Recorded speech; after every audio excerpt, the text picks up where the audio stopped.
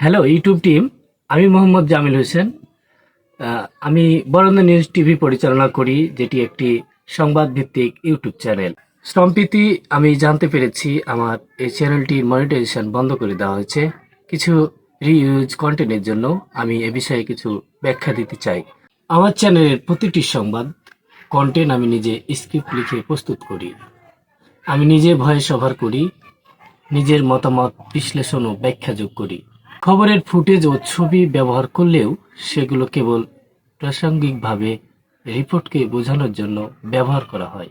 আমি কখনোই অপরিচিত ভিডিও বা কন্টেন্ট কপি করে আপলোড করি না।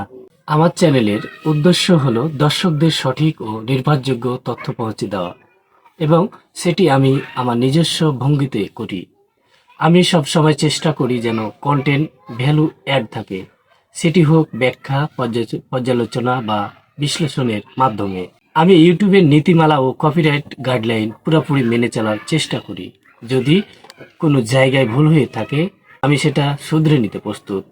আমি যেভাবে আমার ভয়েস ওভার এবং ভিডিও এডিট করি, আমি প্রথমে এখন ক্যাপকাটে যাচ্ছি।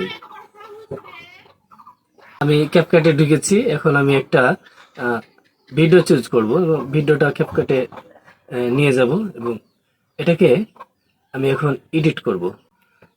আমি একটা ভিডিও চুজ করলাম, চুজ করে ক্যাপকাটে নিলাম। এখন আমি এখান থেকে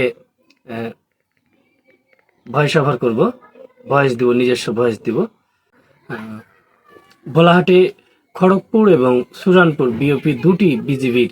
আমি জাস্ট এখন ভিডিওটা একটু কালার করি, আমি ভিডিওটা এভাবে এক্সপোর্ট করি। এক্সপোর্ট করার পরে তখন এই ভিডিওটা আপলোড দিই। আমি বিনীতভাবে অনুরোধ করছি, দয়া করে আমার চ্যানেল পুনরায় রিভিউ করুন এবং আমাকে মনিটাইজেশনের সুযোগ দিন।